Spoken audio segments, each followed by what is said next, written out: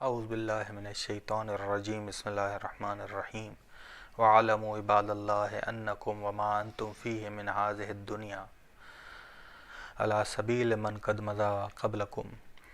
توفیق پروردگار سے خطبہ نمبر 226، درس نمبر دوم، آخری درس ہے اس خطبے کا، کہ امام فرماتے ہیں تم سب جان لو اے اللہ کے بندو یہ کہ تم سب اور جو موجودات اس دنیا میں ہیں فنا کے راستے پر ہیں۔ جو تم سے پہلے والے تھے فنا کے راستے پہ، تم بھی فنا کے راستے پہ ہو۔ بس یہ دنیا فنا ہونے والی، فنا ہونے والی سے دل نہیں لگایا جاتا۔ فنا ہونے والی چیز کو ہمیشگی کا گھر نہیں سمجھا جاتا۔ ممن کان اطول منکم اعمارا وآمر دیارا وابعد آثارا، کہ ان میں سے جو تم سے عمر کے لحاظ سے طولانی تھے پہلے والے، ان کی زمینیں آباد تر تھیں، ان کی زمینوں کے آثار زیادہ تھے، زمینی آثار زیادہ تھے، وسیع تھے۔ تھوڑی دیر بعد ان کی آوازیں بھی خاموش ہو گئیں، ان کے اعضاء کی قوت بھی جواب دے گئی، ان کے جسم بھی کونے ہو گئے، ان کے گھر بھی خالی ہو گئے، ان کے آثار بھی مٹ گئے، ان کے آثار بھی مٹ گئے۔ فاستبدلوا بالقصور المشیدہ والنمارق الممہدہ، وہ مستحکم قلعوں، بچھی ہوئی مسندوں کے پتھروں اور سلوں اور زمینوں کے اندر لہت والی قبروں میں، بس ان کے مستحکم قلعے، بچھی ہوئی مسندیں یہ ساری ختم ہو گئی ہیں۔ اب وہ زمین میں قبروں کے اندر جو ہیں آ چکے ہیں، بس ان کے گھر تبدیل ہو چکے ہیں، وہ گھر ان کے تبدیل ہو چکے ہیں جن کی بنیاد تباہی پر قائم ہے۔ ایسے گھروں میں آ گئے ہیں کہ جن کی بنیاد تباہی پر قائم ہے، جن کی عمارتیں مٹی سے مضبوط کی گئی ہیں، مٹی سے مضبوط کی گئی ہیں۔ قد بنی علی خرابہا علی الخراب وفناؤہا، بس ان کی قبریں ہیں قریب لیکن قبروں کے ساکن ایک دوسرے سے غریب ہیں، ایک دوسرے سے اجنبی ہیں، قریب ہو کر اجنبی ہیں۔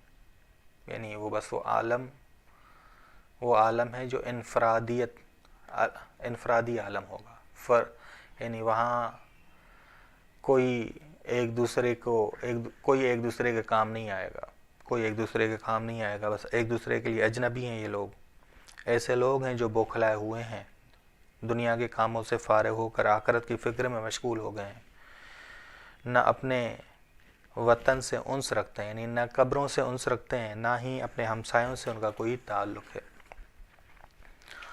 حالانکہ بالکل قریب ہیں، ظاہر ہے اب وہ کیسے ملاقات کریں گے، امام فرما رہے ہیں، کیونکہ وہ سب بے جان ہیں۔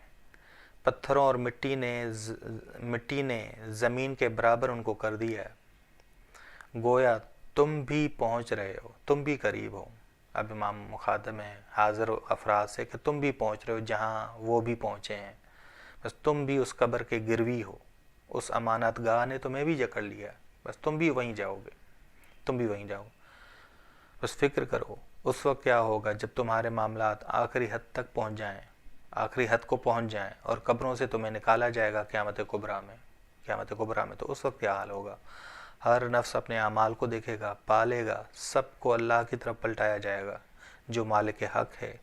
کسی کو دنیاوی تعلقات قیامت پر، بس کسی کو دنیاوی تعلقات جو قیامت پر بہتان کام نہیں آئیں گے، دنیاوی تعلقات بھی کام نہیں آئیں گے، قیامت پر بہتان لگانا بھی یہ کام نہیں آئے گا۔ کہ انبیاء کو، اولیاء الہی کو جھٹلاتے تھے کہ قیامت کوئی نہیں، کیسے ہم جب چورا ہوں گے، پاؤڈر ہو جائیں گے تو دوبارہ زندہ ہوں گے۔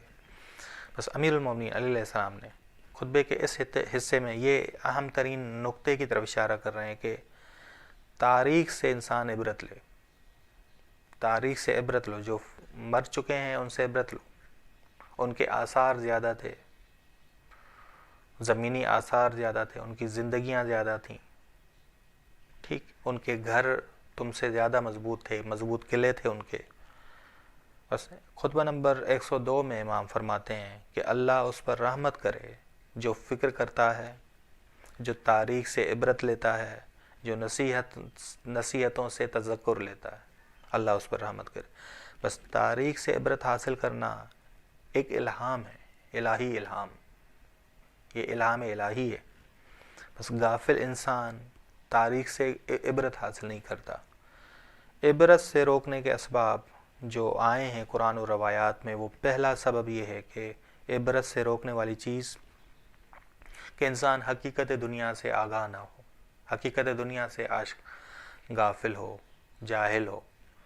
حقیقت دنیا سفرگاہ ہے، دنیا ہمیشہ رہنے والی چیز نہیں ہے، آخرت ابقا ہے۔ دنیا کو زوال آنا ہے، ختم ہونا ہے، فنا ہے۔ دوسرا، خواہشات نفسانی کی پیروی، یہ بھی عبرت سے روکتی ہے۔